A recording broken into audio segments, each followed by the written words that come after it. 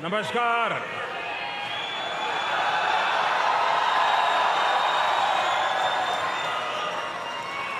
कैसे हैं आप सब?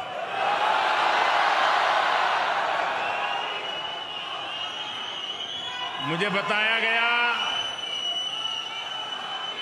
कि आप में से कई लोग आज बहुत दूर दूर से लंबा सफर तय करके यहां आए हुए हैं। मैं आप सभी में भारत की संस्कृति, एकता और बंधुत्व के भाव का दर्शन कर रहा हूं।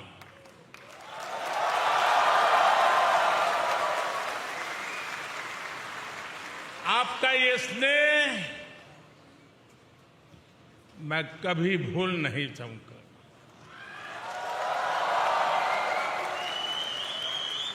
आपके इस प्यार के लिए, इस उत्साह और उमंग के लिए मुझे पूरा विश्वास है जो लोग हिंदुस्तान में इन खबरों को देखते होंगे उनका भी सीना गर्व से भर गया होगा।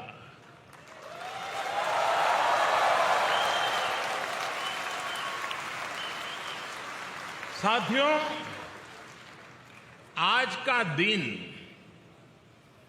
एक और वजह से भी जाना जाता है। आज 26 जून है। जो डेमोक्रेसी हमारा गौरव है, जो डेमोक्रेसी हर भारतीय के डीएनए में है, आज से 47 साल पहले इसी समय उस डेमोक्रेसी को बंधक बनाने, डेमोक्रेसी को कुचलने का प्रयास किया गया था। आपातकाल का कालखंड, इमरजेंसी भारत के वाइब्रेंट डेमोक्रेटिक इतिहास में एक काले धब्बे की तरह है। लेकिन इस काले धब्बे पर सदियों से चली आ रही लोकतांत्रिक परंपराओं की श्रेष्ठता भी पूरी शक्ति के साथ विजयी हुई। लोकतांत्रिक परंपराएं इन हरकतों के लिए भारी पड़ी है। भारत के लोगों ने लोकतंत्र को कुचलने की सारी साजिशों का जवाब लोकतांत्रिक तरीके से ही दिया। हम भारतीय कहीं भी रहे, अपनी डेमोक्रेसी पर गर्व करते हैं।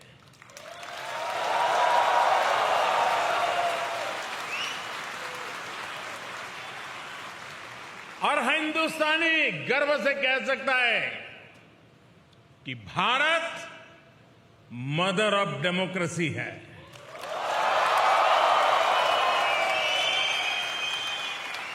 लोकतंत्र का हजारों वर्षों का हमारा इतिहास आज भी भारत के कोने कोने में जीवंत है।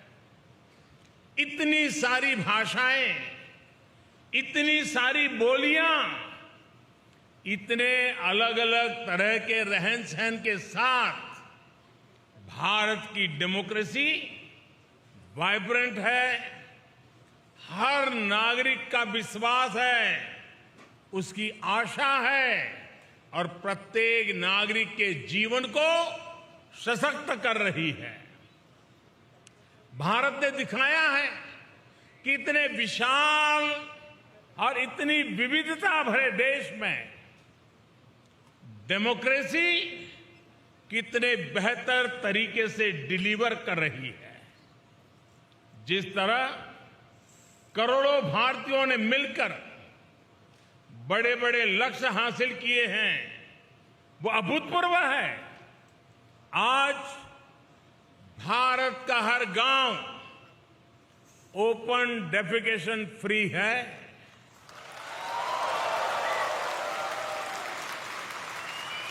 आज भारत के हर गांव तक बिजली पहुंच चुकी है। आज भारत का लगभग हर गांव सड़क मार्ग से जुड़ चुका है। आज भारत के 99% से ज्यादा लोगों के पास क्लीन कुकिंग के लिए गैस कनेक्शन है।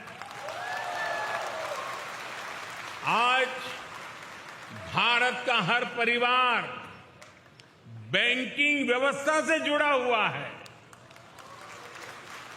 आज भारत के हर गरीब को 5 लाख रुपए मुफ्त इलाज की सुविधा उपलब्ध है। कोरोना के इस समय में भारत पिछले 2 साल से 80 करोड़ गरीबों को मुफ्त अनाज सुनिश्चित कर रहा है। इतना ही नहीं, आज भारत में औसतन हर 10 दिन में, आज स्टार्टअप की दुनिया है ना, हर 10 दिन में एक यूनिकॉर्न बन रहा है। आज भारत में हर महीने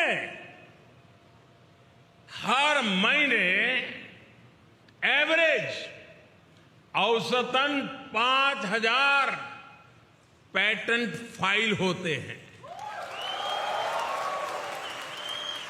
आज भारत हर महीने एवरेज औसतन 500 से अधिक आधुनिक रेलवे कोच बना रहा है। आज भारत हर महीने एवरेज औसतन 18 लाख घरों को पाइप वाटर सप्लाई से जोड़ रहा है, नल से जल। भारतीयों के संकल्पों की ये सिद्धियों की लिस्ट बहुत लंबी है। मैं अगर बोलता जाऊंगा तो आपके डिनर का टाइम हो जाएगा।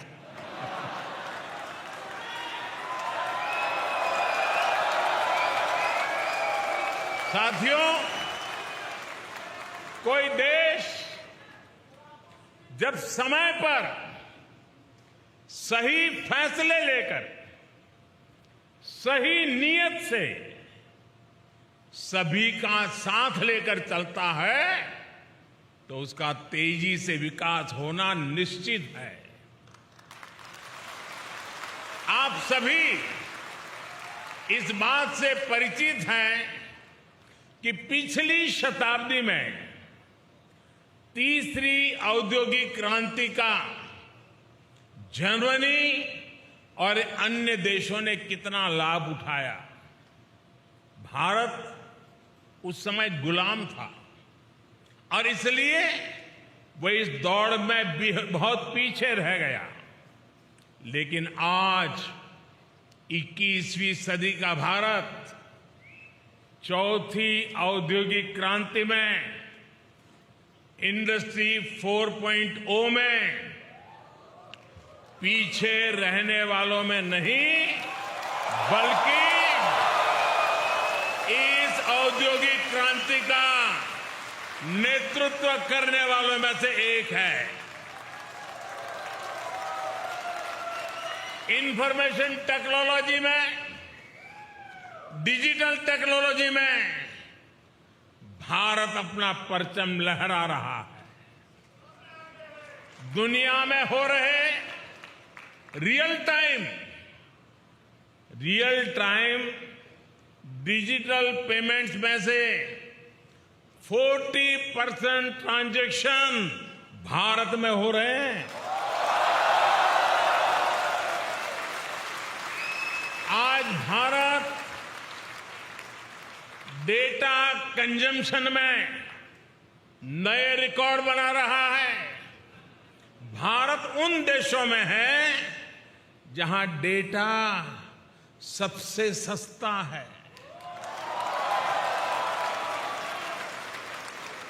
21वीं सदी के नए भारत में लोग जितनी तेजी से नई टेक्नोलॉजी अपना रहे हैं, वो किसी को भी हैरान कर सकती है। कोरोना वैक्सीन लगवाने के लिए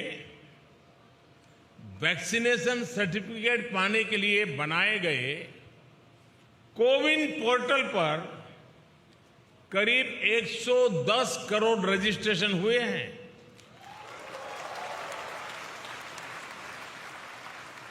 कोरोना संक्रमण की ट्रैकिंग के लिए बनाए गए एक विशेष ऐप आरोग्य सेतु से आज करीब 22 करोड़ भारतीय जुड़े हुए हैं। सरकार द्वारा खरीदारी करने के लिए बनाए गए गवर्नमेंट ई मार्केट प्लेस यानी जेम से करीब 50 लाख विक्रेता सेलर्स जुड़े हुए हैं।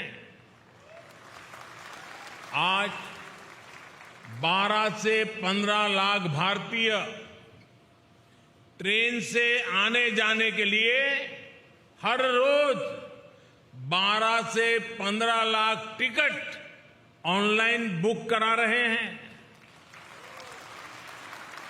आज भारत में ड्रोन टेक्नोलॉजी का जिस तरह इस्तेमाल हो रहा है वो अभूतपूर्व है। आप जानकर के हैरान रह जाएंगे कि अब देश के अनेक क्षेत्रों में ड्रोन से फर्टिलाइजर को छिड़काव होने लगा है।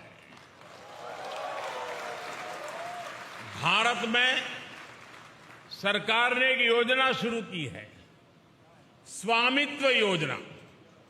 इस योजना के तहत देश के लाखों गांवों में जमीन की मैपिंग, घरों की मैपिंग का काम ड्रोन ही कर रहे हैं। इस अभियान के द्वारा करोड़ों नागरिकों को प्रॉपर्टी सर्टिफिकेट दिए जा रहे हैं। प्राकृतिक आपदाओं के समय, राहत और बचाव के समय भी ड्रोन टेक्नोलॉजी का इस्तेमाल भारत में लगातार बढ़ रहा है। साथियों, आज का भारत होता है, चलता है, ऐसे ही चलेगा।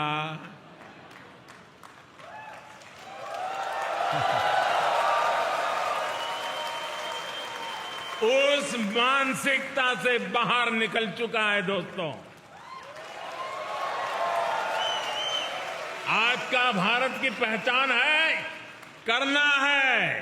करना ही है और समय पर करना है। इस संकल्प के साथ हिंदुस्तान चल रहा है। भारत अब तत्पर है, तैयार है, अधीर है। भारत अधीर है प्रगति के लिए, विकास के लिए। भारत अधीर है अपने सपनों के लिए। अपने सपनों को संकल्प कर लेकर के सिद्धि तक पहुंचाने के लिए अधीर है।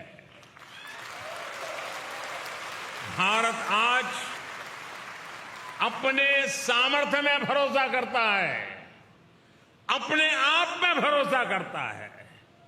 इसलिए आज हम पुराने रिकॉर्ड तोड़ रहे हैं और नए लक्ष्य हासिल कर रहे हैं। आप किसी भी क्षेत्र में देखिए, मैं उदाहरण देता हूं आपको। भारत ने 2016 में तय किया था कि 2030 तक हमारी कुल बिजली उत्पादन क्षमता का 40% नॉन फोसिल फ्यूल से होगा। अभी 2030 से हम 8 साल दूर हैं, लेकिन भारत ये लक्ष्य हासिल कर चुका है। हमने पेट्रोल में 10% एथेनॉल ब्लेंडिंग का टारगेट रखा था। ये लक्ष्य भी देश ने डेडलाइन से 5 महीने पहले ही हासिल कर लिया। भारत में कोविड वैक्सीनेशन के स्पीड और स्केल से भी आप भली भांति परिचित हैं। आज भारत में 90% एडल्ट्स को वैक्सीन की दोनों डोज लग चुकी है। 95% एडल्ट्स ऐसे हैं जो कम से कम 1 डोज ले चुके हैं। ये वही भारत है जिसके बारे में कुछ लोग कह रहे थे कि 1.25 अरब आबादी को वैक्सीन लगाने में 10-15 साल लग जाएंगे।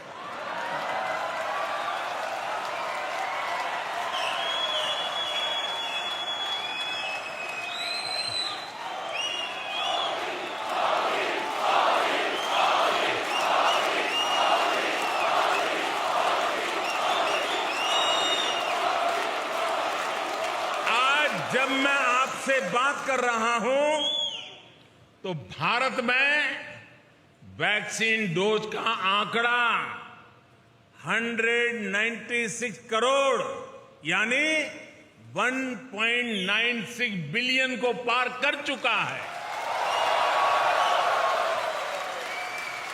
मेड इन इंडिया वैक्सीन ने भारत के साथ ही दुनिया के करोड़ों लोगों की कोरोना से जान बचाई है।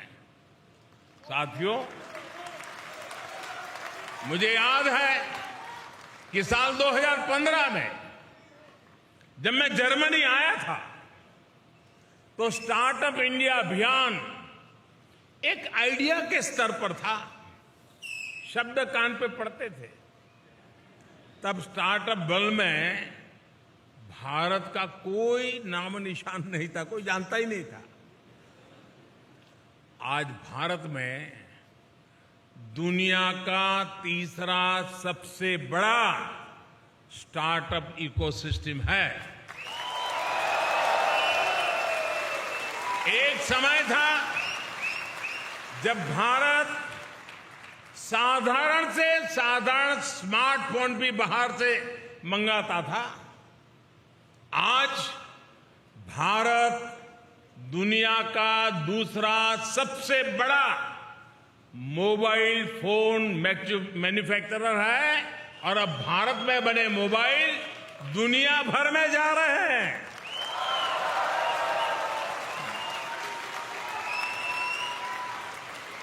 सात 8 साल पहले जब मैं आप जैसे साथियों से चर्चा करता था तो हमारी बायोटेक इकोनॉमी $10 बिलियन यानी 75,000 करोड़ रुपए की हुआ करती थी। आज ये 8 गुना अधिक बढ़कर $80 बिलियन यानी 6 लाख करोड़ रुपए को पार कर चुकी है। साथियों,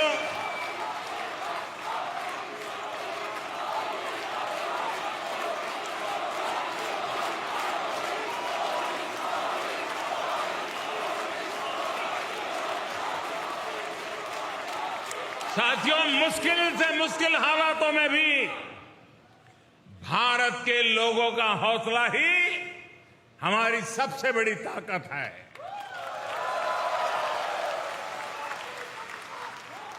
साथियों, पिछले साल हमने अब तक का हाईएस्ट एक्सपोर्ट किया है।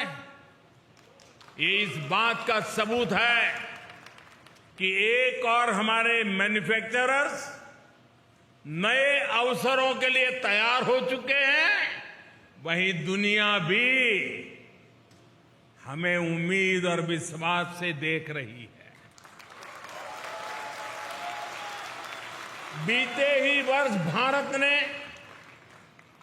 $111 बिलियन यानी 8,30,000 करोड़ रुपए के इंजीनियरिंग गुड्स का एक्सपोर्ट किया है। भारत के कॉटन और हैंडलूम प्रोडक्ट्स के निर्यात में भी 55% की बढ़ोतरी हुई है। भारत में मैन्युफैक्चरिंग को बढ़ाने के लिए सरकार ने करीब 2 लाख करोड़ रुपए की production link incentive PLI scheme भी शुरू की है। अगले साल हम अपने एक्सपोर्ट टारगेट को और भी बढ़ाना चाहते हैं और आप लोग इसमें काफी मदद भी कर सकते हैं।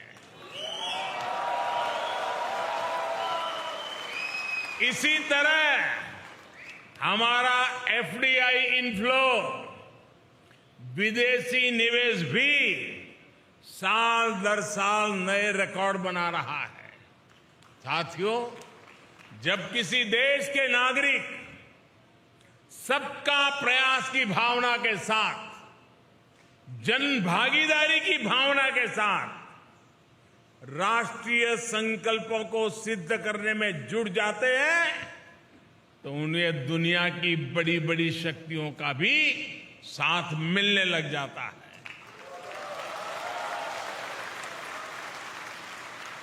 आज हम देख रहे हैं कि किस तरह दुनिया की बड़ी शक्तियां भारत के साथ कंधे से कंधा मिलाकर चलना चाहती है। अपने देशवासियों की संकल्प शक्ति से आज भारत प्रगति के पथ पर निरंतर आगे बढ़ रहा है। हमारे लोगों के संकल्पों से, उनकी भागीदारी से भारत के प्रयास आज जन आंदोलन बन रहे हैं। यही जो मुझे देश के भविष्य के लिए आश्वस्त करता है, भरोसा देता है। उदाहरण के तौर पर दुनिया में ऑर्गेनिक फार्मिंग जैसे शब्द चर्चा का विषय बने हुए हैं, लेकिन भारत के किसान खुद आगे आकर इसे जमीन पर उतार रहे हैं। इसी तरह क्लाइमेट चेंज आज ये भारत में केवल सरकारी पॉलिसीज का मुद्दा नहीं है। भारत का युवा ईवी और ऐसी ही दूसरी प्रो क्लाइमेट टेक्नोलॉजी में इन्वेस्ट कर रहा है। सस्टेनेबल क्लाइमेट प्रैक्टिसेस आज भारत के सामान्य से सामान्य मानवी के जीवन का हिस्सा बन रही है। 2014 तक भारत में खुले में शौच एक बड़ी समस्या थी, लेकिन हमने देश में 10 करोड़ से ज्यादा शौचालय बनवाए। आज स्वच्छता भारत में एक जीवन शैली बन रही है। भारत के लोग, भारत के युवा देश को स्वच्छ रखना अपना कर्तव्य समझ रहे हैं। आज भारत के लोगों को भरोसा है कि उनका पैसा ईमानदारी से देश के लिए लग रहा है, भ्रष्टाचार की भेंट नहीं चढ़ रहा है। और इसलिए देश में टैक्स कंप्लायंस तेजी से बढ़ रही है। ये किसी कानूनी प्रक्रिया के कारण नहीं है, बल्कि स्वतः स्वतः स्फूर्त जागरण से हो रहा है। दोस्तों, साथियों, हम सभी भारतीय इस साल अपनी आजादी के 75 वर्ष का पर्व मना रहे हैं, अमृत महोत्सव मना रहे हैं। आजादी के 75वें वर्ष में भारत अभूतपूर्व इंक्लूसिवनेस और इससे प्रोत्साहित होने वाली करोड़ों एस्पिरेशंस का गवाह बन रहा है। भारत आज अभूतपूर्व संभावनाओं से भरा है। भारत एक मजबूत सरकार के नेतृत्व में, एक स्थिर सरकार के नेतृत्व में, एक निर्णायक सरकार के नेतृत्व में नए सपने भी देख रहा है, नए संकल्प भी ले रहा है और संकल्पों को सिद्धि में परिवर्तित करने के लिए जी जान से जुटा हुआ भी है। हमारी पॉलिसी स्पष्ट है और रिफॉर्म्स के लिए भरपूर कमिटमेंट है। 5 साल बाद हमें कहां पहुंचना है ये भी तय है और आने वाले 25 साल के लिए जब देश आजादी की शताब्दी मनाएगा, 25 साल के बाद हमें कहां पहुंचना है, 25 साल के लिए आत्मनिर्भरता का रोड मैप भी तैयार है।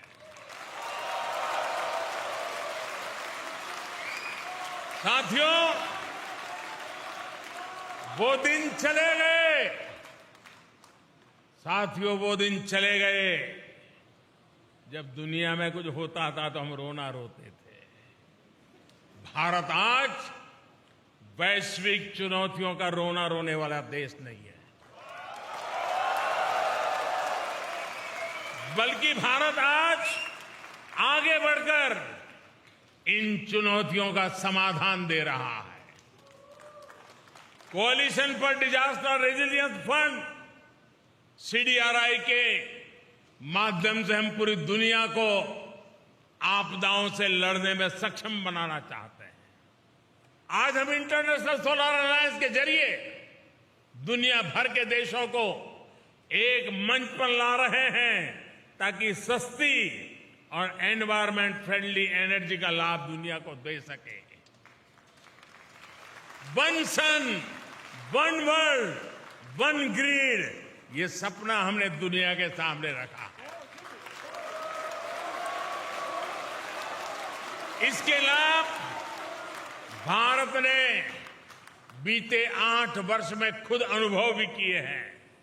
भारत में सोलर पावर की रिकॉर्ड कैपेसिटी तो बिल्ड हुई है, ये 2-2.5 रुपए प्रति यूनिट के हिसाब से उपलब्ध है।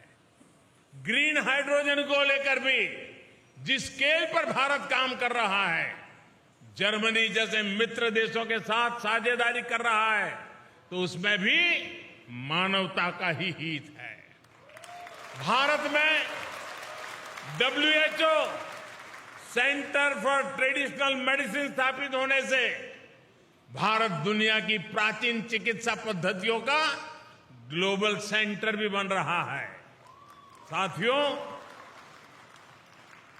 योग की ताकत क्या है ये तो आप भली भांति जानते हैं। पूरी दुनिया को नाक पकड़वा दिया है। साथियों, आने वाली पीढ़ियों के लिए आज का नया भारत नई विरासत बनाने पर काम कर रहा है। नई विरासत बनाने के इस अभियान की सबसे बड़ी ताकत है हमारे नौजवान है, हमारा यूथ है। भारत के युवाओं को सशक्त करने के लिए 21वीं सदी की पहली एजुकेशन पॉलिसी लेकर हम आए हैं। पहली बार भारत में मातृभाषा में डॉक्टरी और इंजीनियरिंग की पढ़ाई तक का विकल्प दिया जा रहा है।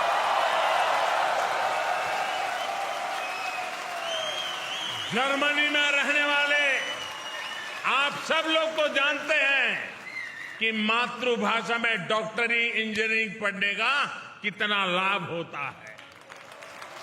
अब यही लाभ भारत के युवाओं को भी मिलेगा। नई एजुकेशन पॉलिसी में हायर एजुकेशन और रिसर्च के लिए ग्लोबल पार्टनरशिप पर भी बहुत अधिक फोकस है। इसका जिक्र आज मैं इसलिए भी कर रहा हूं क्योंकि इसमें जर्मनी के संस्थानों के लिए भी बहुत सारे अवसर बन रहे हैं। साथियों, बीते दशकों में आपने मेहनत से, अपने काम से भारत की सशक्त छवि यहां बनाई है। आजादी के अमृतकाल में यानी आने वाले 25 साल में आपसे अपेक्षाएं और बढ़ गई है। आप इंडिया की सक्सेस स्टोरी भी है और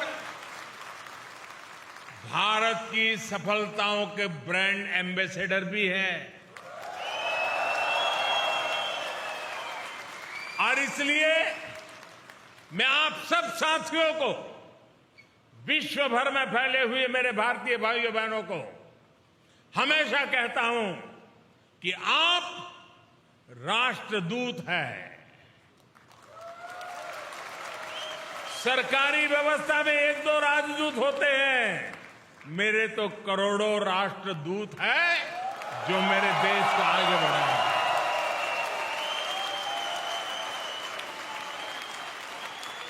साथियों, आप सबने जो प्यार दिया, जो आशीर्वाद दिए, जो उत्साह और उमंग के साथ इतना बड़ा शानदार कार्यक्रम बनाया, आप सबको मिलने का मुझे मौका मिला। इसलिए मैं एक बार फिर आप सभी का बहुत बहुत आभार व्यक्त करता हूं।